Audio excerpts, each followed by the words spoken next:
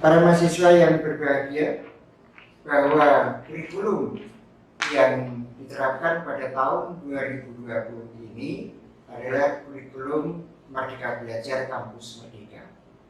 Apa sih kurikulum Merdeka Belajar Kampus Merdeka itu? Bahwa kurikulum Merdeka Belajar Kampus Merdeka itu nanti akan dibahas secara lebih khusus di dalam hal tentang penjelasan kurikulum, tetapi saya hanya akan memberikan intinya saja bahwa penerapan kurikulum Merdeka Belajar Kampus Merdeka itu untuk program sarjana terapan itu memilih 2 dari 3 pola. Pola 1 itu adalah dengan rumusan 512. Kemudian pola 2 itu rumusan 611, dan pola yang ketiga adalah rumusan 602. Apa sih perbedaannya? Kalau rumusan 512 itu berarti bahwa kalian akan kuliah 5 semester penuh di program studi, 1 semester itu lintas program studi, bisa antar prodi dan antar fakultas dalam institusi atau UNY, dan yang 2 itu di luar institusi, itu yang rumusan 1 atau pola 1. Sedangkan pola 2 itu adalah 611. Itu masih sama, bahwa 6 itu di program studi, 1 itu di juga lintas, dan yang 1 di luar program studi. Nah, tetapi pada program sarjana terapan itu yang paling penting adalah pengalaman yang nanti akan menjadikan kita memiliki kompetensi sesuai yang diharapkan pasar.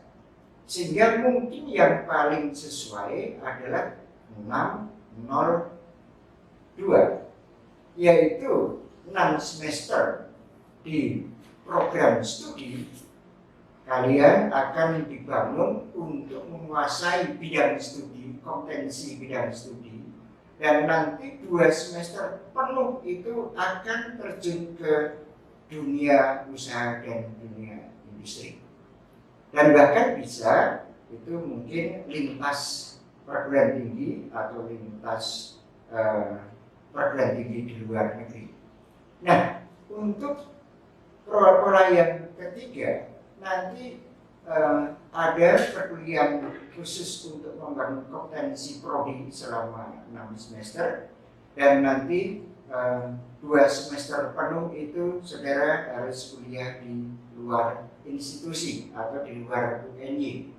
Nah, disarankan bahwa untuk ini para mahasiswa bisa memilih sekiranya program-program pengayaan diri itu yang terkait dengan peminatan kalian untuk menyesuaikan keinginan kemerdekaan saudara, sehingga saudara bisa memilih mitra kerja atau di perusahaan atau di mana saja yang nantinya kalau kalian itu lulus dengan basic kemampuan program studi, saudara akan bisa mengembangkan program-program lain yang khususnya akan bisa membidik pasar kerja. Itu yang paling penting tentang kurikulum Merdeka Belajar Kampus Merdeka.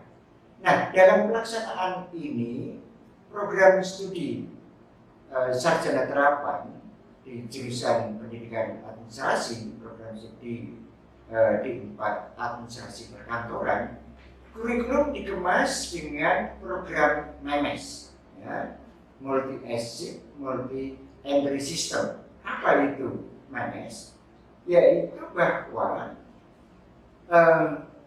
dari output atau lulusan nanti itu akan ditandai dengan kompetensi. Yang pertama, yang pertama adalah para mahasiswa dalam 2 semester itu akan bisa menguasai tentang kompetensi yang terkait dengan office administration. Jadi kemampuan-kemampuan pelayanan administrasi yang ada di kantor-kantor itu diharapkan pada maksimum 2 semester saudara sudah bisa mempunyai kompetensi di bidang itu, sehingga kalau nanti kalian bekerja di bidang kantor itu akan bisa melakukan hal-hal yang bersifat services dalam bidang perkantoran. Kemudian yang kedua atau yang kedua itu adalah public relation officer. Public relation officer, apa itu? PR, yaitu sebagai staf humas. Kita ketahui bahwa yang namanya komunikasi, hubungan komunikasi antar institusi itu sekarang merupakan suatu hal yang amat penting. Oleh karena itu kita harus membidik permasalahan itu. Tidak akan tahu kalau di sana ada kantor tanpa ada informasi tentang kantor itu, sehingga hal ini tentu saja menjadi sasaran di program studi di 4 administrasi perkantoran. Kalian akan bisa diciptakan untuk bisa memiliki kompetensi di bidang kehumasan itu. Nah, ini nanti setidaknya kalian harus kuliah 4 semester. Jadi nanti kalau lulus 4 semester Anda akan memiliki kompetensi dalam bidang public relation officer. Kemudian yang ketiga yaitu wirausaha MAIS, major MAIS. Nah, di sana bahwa kalau wirausaha MAIS itu, kalau nanti kalian itu hanya ingin menjual produk, pasti akan kalah dengan program studi pemasaran. Itu hampir boleh dipastikan. Tetapi dan itu kita tidak bisa mempunyai kekuatan, kemampuan untuk bisa menjual produk, memasarkan produk. Tapi kita kan mempunyai kompetensi-kompetensi, misalnya bidang PR dan sebagainya. Maka nanti bagaimana Anda bisa men-setting kegiatan-kegiatan PR, kegiatan-kegiatan yang terkait dengan office, dengan kearsipan, dan lain sebagainya, yang nantinya itu menjadikan suatu kompetensi yang bisa dijual. Jadi kemampuan program studi yang nanti akan bisa dijual, akan bisa ditawarkan kepada pasar. Nah, ini tujuannya nanti akan bisa memenangkan dalam program wirausaha. Wirausaha kan kadang-kadang dihubungkan dengan cara menjual barang. Tapi kalau kita menjual barang, kita bukan orang yang bisa membuat produk dan bahkan bisa memasarkan produk sesuai dengan strategi pemasaran yang ada. Tetapi kita memiliki kompetensi-kompetensi yang bisa kita jual yang terkait dengan kegiatan-kegiatan office atau perkantoran. Itu yang ditekankan pada wirausaha MAIS. Saya kira itu yang berhubungan dengan pilar yang ketiga, yaitu mimik. Kemudian yang terakhir yaitu adalah kalian akan diciptakan lulusannya nanti mempunyai kemampuan dalam bidang digital trainer.